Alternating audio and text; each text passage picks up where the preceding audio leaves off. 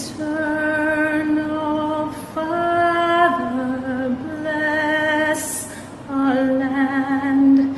Guide us with thy mighty hand. Keep us free from evil powers.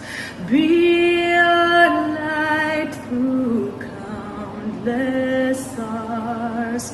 To our leaders, great defender, grant true wisdom from above. Justice, truth be ours forever. Jamaica, land we love. Jamaica, Jamaica, Jamaica, land we love.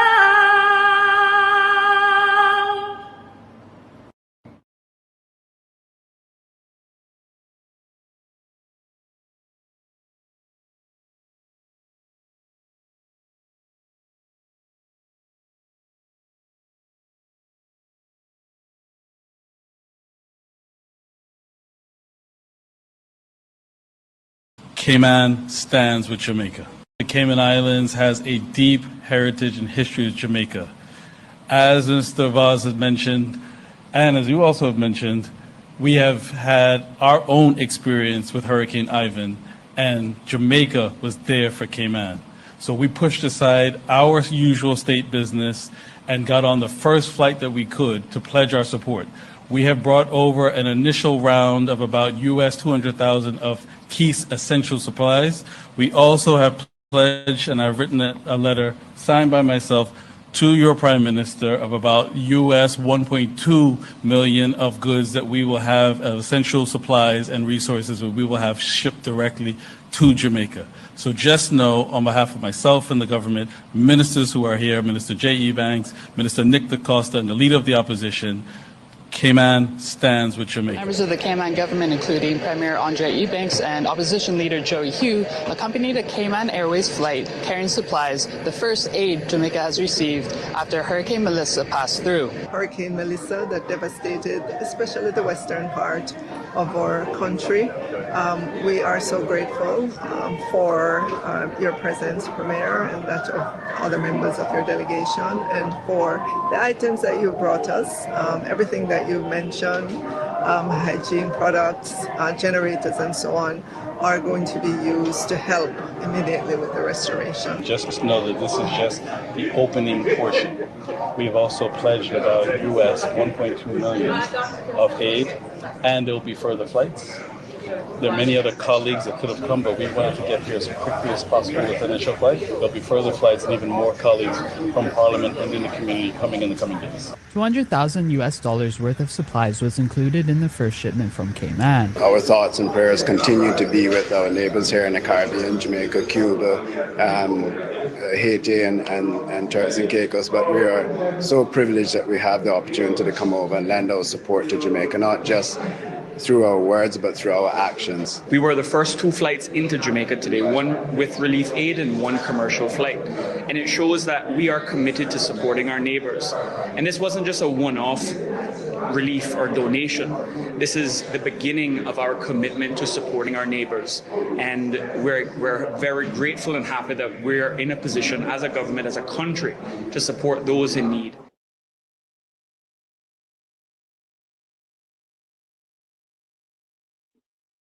Hey guys, welcome to Carib 21 Network. So it's our Saturday Night Live. This is our weekly Saturday night program where we recap things that we discuss in the week. And this week we just want to pause to look at what is going on in Jamaica in terms of the aftermath of Hurricane Melissa.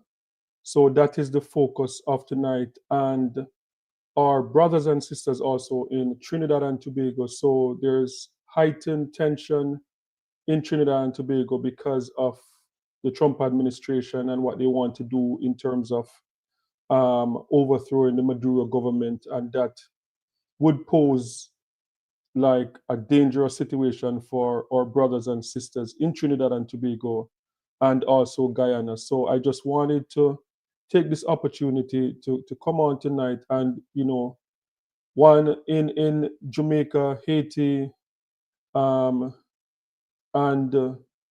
Cuba, we have natural disaster there, the aftermath of Melissa, and then now we're looking at Trinidad and Tobago, and we're looking at what could be a man-made disaster if Donald Trump gets his wish in terms of going in to invade Venezuela, because that is going to have a serious implication on the Caribbean, because Venezuela is just right there. Cuba is already destabilized, and Venezuela pretty much destabilized also, but a war in Venezuela is definitely going to impact Trinidad and Tobago in a negative way. It is going to impact Guyana in a negative way. So I just wanted to come on tonight and just to have a bit of a discussion about what is going on in Trinidad and Tobago as that is pertained, and the relief effort that is going on in Jamaica.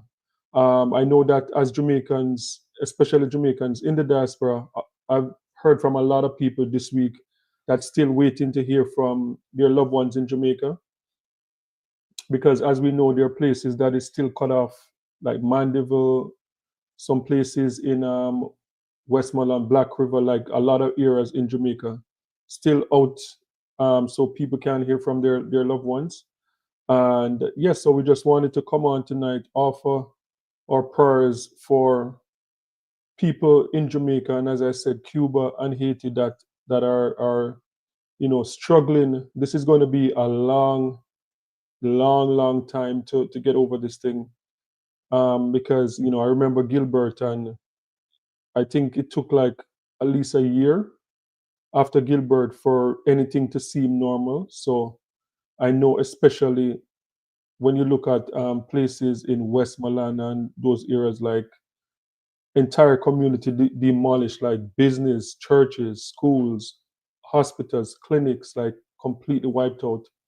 So just wanted to come on and to have a space tonight where we can talk about what is going on in the Caribbean. We can offer up our prayers for our loved ones in Jamaica that they're still, sleeping on wet mattress and sleeping where there's no roof. The relief shelters are still full. So that is what we wanted to do tonight. So I just wanted to recap a bit of the relief effort that took place in Jamaica this week. And as I said, the phone number is there for anyone. If you're Jamaican living in the diaspora and you have not heard from family member and you want to call and to share what's going on in your mind, and the lines will be open so you can do that. And so, as I said, today is just to offer up our prayers and our well wishes for everyone that is still dealing with the aftermath of Hurricane Melissa.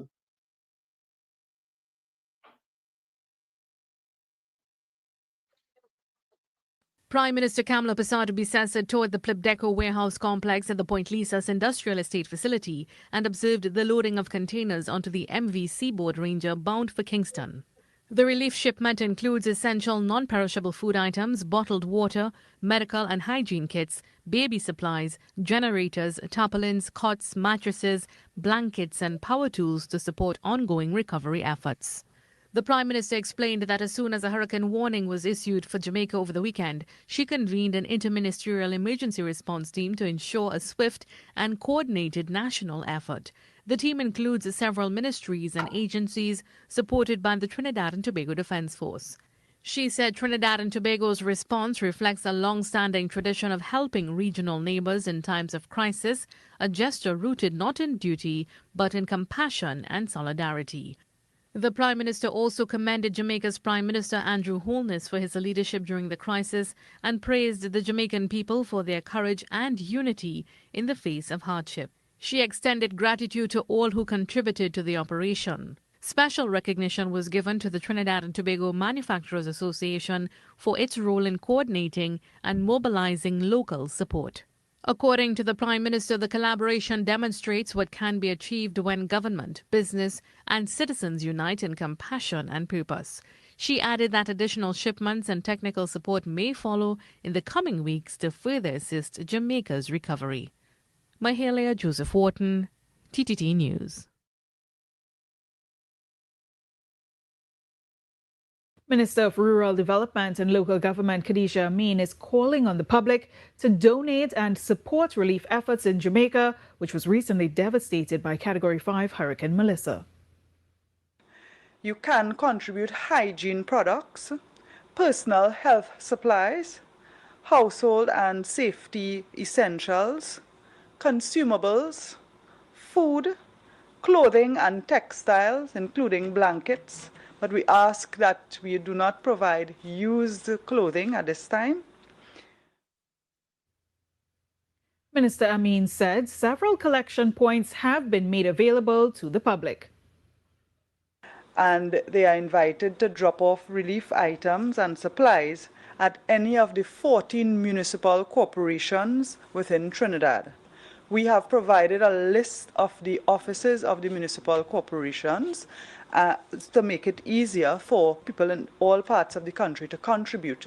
In some regional corporations, councillors have indicated that they will also use their offices as collection points and take it to the regional corporation.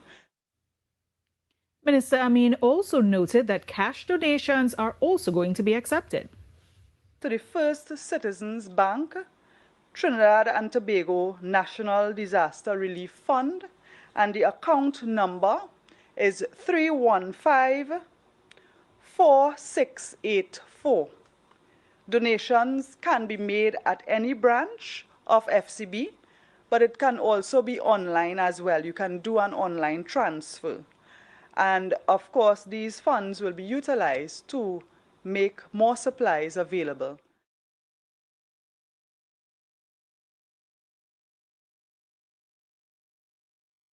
Okay, so those were the reports coming out of Trinidad and Tobago this week, and it is good to see that, you know, Trinidad and Tobago was one of the first countries, the Prime Minister, to step up and to help Jamaica in the time of need.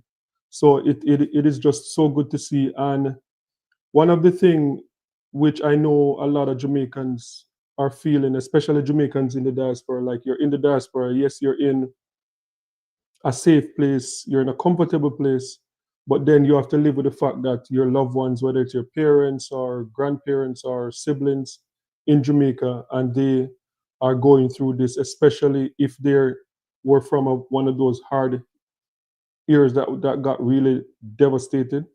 Like for most Jamaicans, I know, like we're here, but like with a heavy heart type of thing, and it's very difficult. But it is good to see the overwhelming number of support coming from different places across the world. And one of the things that I try to do here at CARB 21 is to pretty much track the response to what is going on in Jamaica, to track the different countries and how they're stepping up to assist in the recovery in Jamaica. And it was good to see Trinidad and Tobago, that they were there, one of the first one there.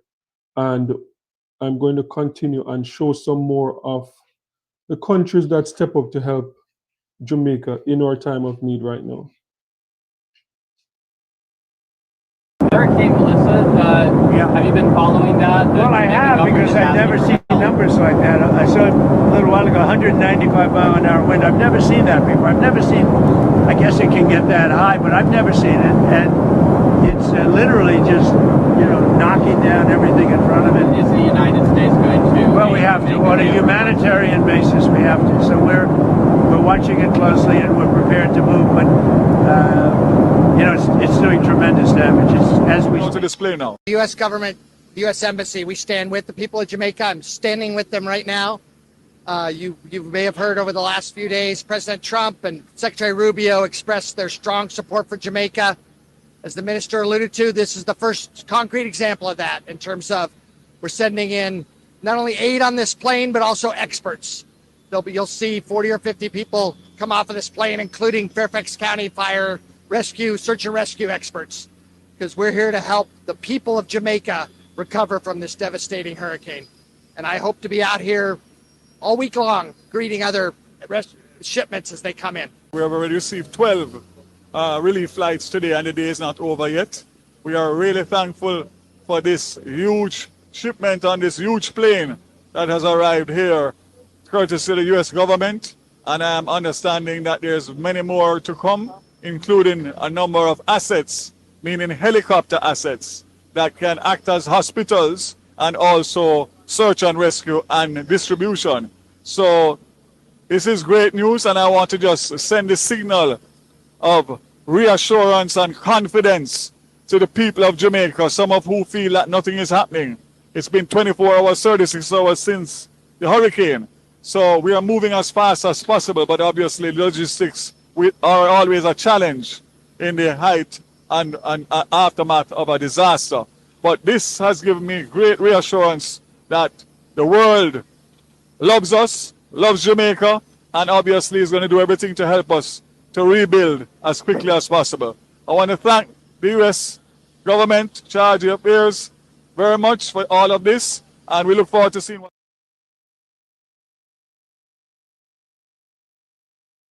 stands in solidarity with Jamaica following the devastation caused by Hurricane Melissa. The Foreign Secretary has spoken with her Jamaican counterpart to reaffirm our commitment to support recovery efforts. We've activated our crisis centre in London to assist British nationals in Jamaica, deployed response teams to the region, and are mobilising up to £2.5 million in emergency humanitarian aid to help Jamaica rebuild in the wake of this disaster. I thank the Minister for her response. The people of Jamaica have been subjected to the fiercest storm to have taken place anywhere in the world this year. The statistics are shocking. I know that we are at the rescue and recovery stage, and it will be some time for all fatalities or injuries to be established, but I'm sure the whole House will want the people of Jamaica and other islands in the region to know that they are in our thoughts and prayers.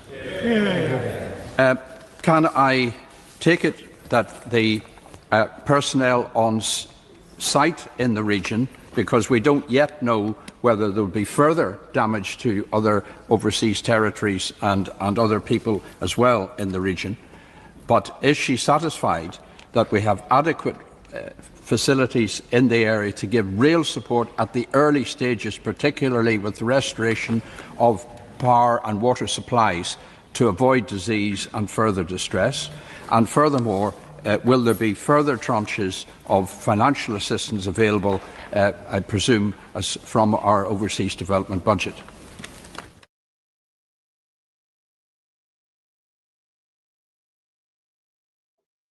Yes, so as I said, we saw the Cayman Islands, one of the first flight to be in Jamaica. Then we saw from Trinidad and Tobago, the Prime Minister of Trinidad and Tobago announced that aid was on the way to Jamaica. And then the US plane that arrived with experts to help search and rescue team to help find people that are cut off, like in some of those areas that were heavily hit. So, and then we saw the British government that they passed £2.5 million to help with the search and rescue and aid to Jamaica. So we've seen an outpouring of support from the international community in Jamaica. And I know like it's chaotic right now in Jamaica because it's only been 4 days. There's still areas that are pretty much cut off from everywhere else, that it's not easily accessible. Gas stations, I just saw a report like some of those areas where most of the gas stations are down. Everything is down, so it's not like you can drive anywhere because you can't put gas in your vehicle. So it is going to be a long, slow recovery, but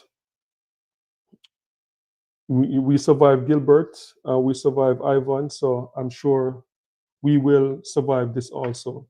So as I said, that if you are Jamaican living in the diaspora and you have not heard from your family member or anything like that yet, you can feel free to call in. The numbers there, share what is going through your mind. If you're in Jamaica and you're watching, what is going on in Jamaica, in Kingston. Kingston wasn't damaged heavily, so I believe that is like the saving grace, that the entire island wasn't completely wiped out. That Kingston, from what I know, a lot of people in Kingston, the people that I've been getting call and communicating with, most of them are in Kingston. So, and Kingston, St. Andrew, St. Catherine, the most populated area. So I think that is the only saving grace, that because those areas weren't affected as much, then I believe that most of the relief effort can go to the areas that were heavily affected.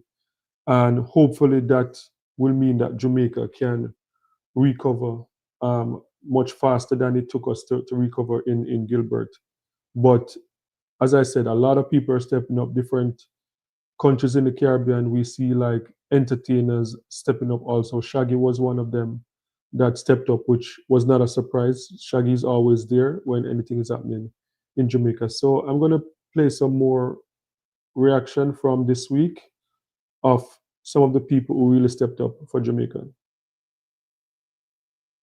This plane is packed with hundreds of pounds of relief headed for Kingston, Jamaica. The efforts coordinated by reggae superstar Orville Burrell, better known to the world as Shaggy. My wife was on the ground at our home in Jamaica, and the destruction is horrendous. Shaggy says his family is safe and accounted for, but he has friends he still hasn't heard from. I think the emotions is from not knowing, the friends that I have, there's about 70% of the island that doesn't have electricity. A lot of the phone towers are down. So, just not knowing is where the anxiety comes in. Shaggy says seeing the widespread devastation is his motivation to use his star power to do something. All of Black River, hospitals that are damaged. Most of Montego Bay, and a lot of it on the west, and of course is lots of damage. Also helping the star with the relief is attorney Dan Newland. We live the American dream in different ways, and this is our time to give back. And, so really honored to be here with Shaggy, because I feel like this is what we all do. While Shaggy will remain in Jamaica to continue to assess where the needs are, the airplane will be going back and forth, continuing to bring relief supplies. At Miami International Airport, Tanya Francois, CBS News.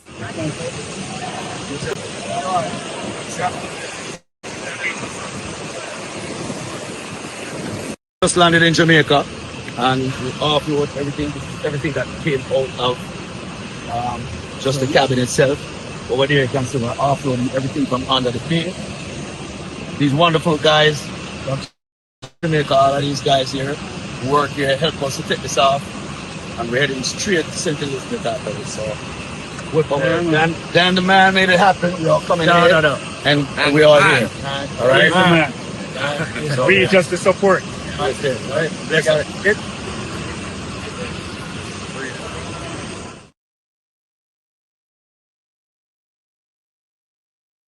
destruction across Jamaica, Haiti, and Cuba. Today, our government is providing $7 million in humanitarian assistance. That promise from Ottawa breaks down to $5 million for humanitarian partners providing aid such as sanitation and clean water, and $2 million for the World Food Program distributing food and relief.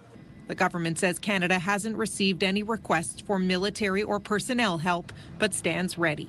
We're standing with the Caribbean today, and we'll be here tomorrow to help rebuild stronger, safer, and more resilient. We think this is going to be a little worse than what the initial reports are looking like. The group Global Medic has portable water purification units and family emergency kits on the way to Jamaica, offering drone service as well. Rahul Singh says being on an island poses additional challenges. There's less infrastructure and less capacity for folks to go to. And then with the flooding and the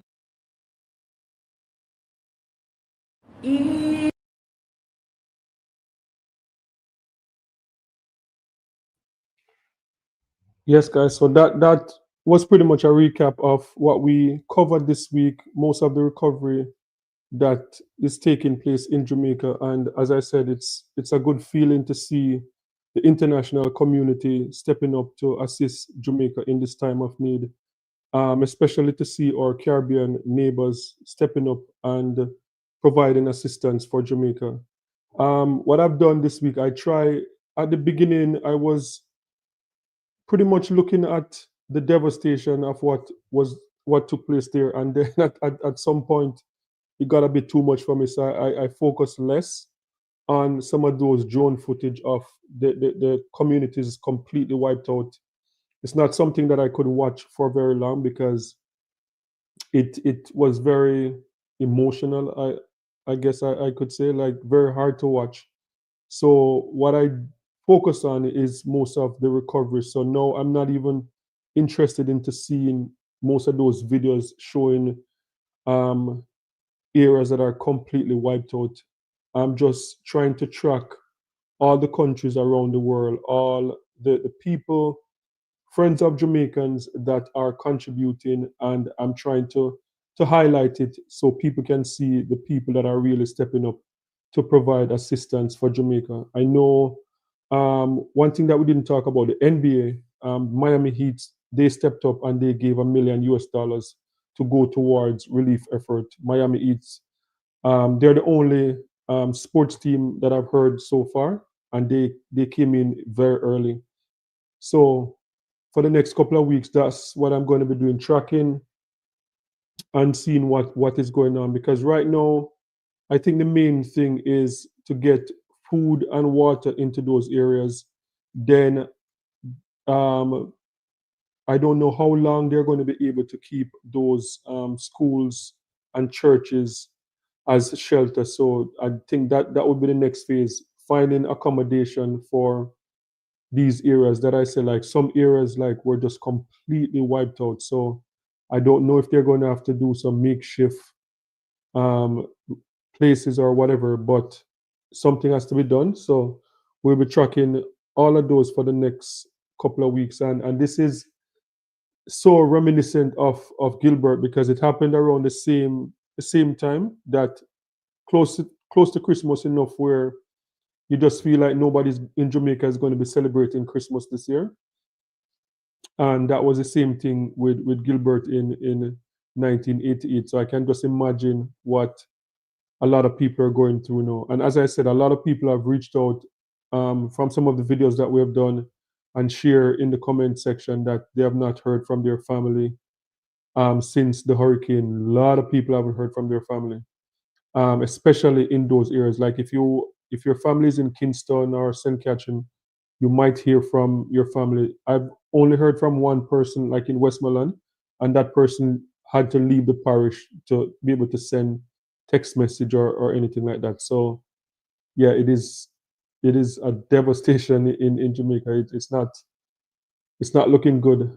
And it is sad. It is sad because Jamaica, after the election, we got a report that Jamaica was B plus grading for economy. So the economy was looking good, and Jamaica was on the right path to get to a place that we have never gotten before in terms of the economy. But I think it's safe to say that this is going to be a massive setback. I don't think, with thinking of the economy growing for the next 5 years, I think that is just something that the government is going to have to just throw out the window. I don't think that is going to happen, growth. But one of the interesting thing that's out there now is about a disaster bond that Nigel Clark apparently put together. So that is something that I'm doing some more research on and getting some information. But apparently, Nigel Clark, before he left as finance minister and went to work with the IMF, put together a disaster bond, which, from what I'm hearing, is the first of its kind anywhere in the world. And that would have been in place just in case there's a disaster. And right on time, there's the biggest disaster that we've ever seen. So apparently there are billions of dollars, somewhere over 100 billion. I don't know the figure right now, but somewhere like $100 billion in that money that could help Jamaica to recover. So that would be some good news for Jamaica. And in terms of our standing, Jamaica right now, our debt to GDP ratio is the best it's ever been. So I think the government have a lot of money that they can spend, even if it means putting back Jamaica in a bit of a debt. I think they're going to have that money at their disposal. So we just hope and pray that the recovery it doesn't take too long, and things don't really get worse in terms of the aftermath, because we see like the prevention of like disease that could have an impact on Jamaica long after the hurricane, because we're going to have water there. So, what they call dengue fever, all this type of stuff, that the possibility that you could have after a flood, after a hurricane. So hopefully it doesn't rain again. That would be a good thing, that no more rain, and the earth that is saturated will get the opportunity to dry. And with all the relief that is coming in, people can start rebuilding their life like much sooner, because it is not looking good. So that's what I just wanted to do, come in to jump on to talk about that. I also mentioned Trinidad and Tobago, that we have to pray for our brothers and sisters in Trinidad and Tobago also, because I know a lot of people are not taking it serious, but when you're watching the international news, and when you're seeing the president of America now trying to get through Congress like a declaration of war to go to Venezuela, it is not good for the Caribbean. So, as I said, Jamaica, natural disaster. And if Donald Trump have his way, then we could see a man-made disaster in Venezuela and neighboring Guyana and Trinidad. And we can't deal with that in this region right now, because we know what happened when wars, like, we don't have to look way back. We have two that's going on now in Ukraine. The war in Ukraine is heading into the third year now. And when you have the opportunity to talk to people from Ukraine, and people will explain to you what war is really like, because Ukraine is not a country that I've ever really experienced war in like, say, 2 or 3 generations, apart from, say, World War II was the last time. But for a generation of people growing up there now, and it's one thing to deal with crime, but when you're in your house and you have to be in a bunker because of missiles or rocket launcher and stuff like that, that is a different level. And that is something that we have never seen in the Caribbean before. So I am really, really worried about what is going on in Venezuela. And because of the closeness of Trinidad and Tobago and Guyana, and America just seem to be bringing Trinidad and Guyana into this whole conflict, like divide and conquer. It is just not looking good. So we hope and pray for, as I said, the recovery, people of Jamaica, Hurricane, Haiti, and Cuba, and then also for our brothers and sisters in Trinidad and Tobago, that they never experience what it's like to live in a war zone. That is my prayer for the people of Trinidad and Tobago. It is not good. It is not good. Not good at all, because as I said, the closest we have come to this with the invasion of Grenada, but Grenada, a small island nation, they just came in, and that lasted for less than 24 hours, came in and did what they wanted to do. Panama was the same thing, but Venezuela is not Grenada, and Venezuela is not Panama. And a war in Venezuela could be something like what we see take place in Ukraine now, or what is going on between Israel and the Palestinians, and that we do not want that in the Caribbean. So I'm just going to leave it right there for tonight. Do like a quick, come on for a quick follow-up. As I said, this is what we do Saturday night. We just pretty much recap things that we spoke about during the week, and just to see if anyone want to come on and to have a conversation about stuff that we have covered. And this week was pretty much dominated by Hurricane Melissa and what is going on in Trinidad and Tobago. So I'm just going to leave it there. So guys, I'm going to leave it there, but I'll see you next week for next Saturday Night Live, where we come on and we just give like a briefing of what we did throughout the week and give people that follow us on Carib 21, people that subscribe, an opportunity to call in or to interact, to share their thoughts and their ideas of things that we have covered this week. So that is it. And don't forget to like the videos, share and subscribe to the channel so we can continue to grow and bring more news from in and around the Caribbean. So that is it. I'm going to say good night for now and see you next week.